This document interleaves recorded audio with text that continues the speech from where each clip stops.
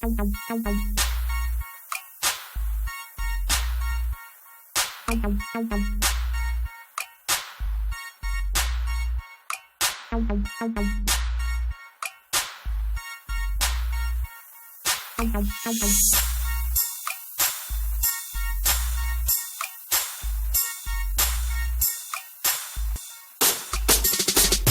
सावन गुजर गे, वहू सावन गुजर गे, यहू सावन गुजर गे, वहू सावन गुजर गे। पीरत के बादर माँ संगी,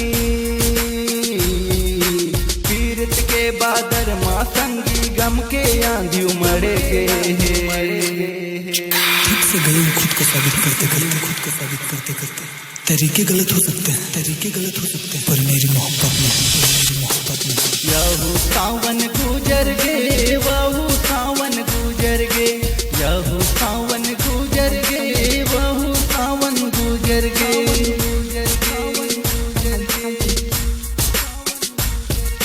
जब पानी के बूंद गिरे धरती के कोरा माँ, जब पानी के हो, जब पानी के बूंद गिरे धरती के कोरा माँ, धरती के प्यास बुझे।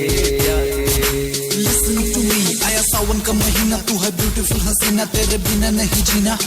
हाँ, दुनिया से तू डरी ना, जब बरसे टिमटिम पानी मेरे दिल की तू रानी, तेरे दिल का मैं राजा, लब की बांसुरी बजा जहाँ।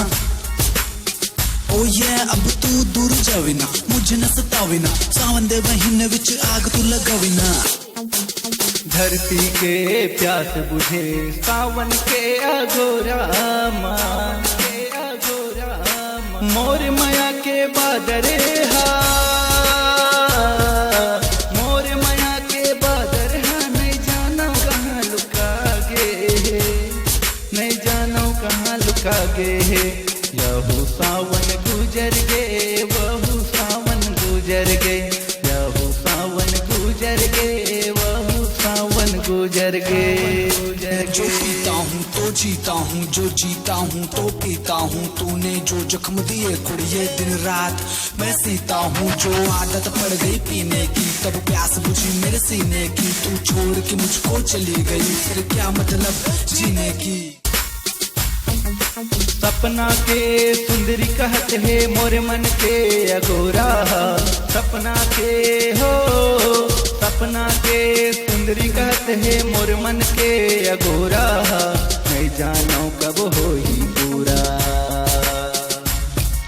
नहीं जानो कब होई पूरा, मोर सपना अधूरा। तोर सुरता मां नींद नहीं आवे, तोर सुरता मां नींद नहीं आवे, सपना घलोरी सागे।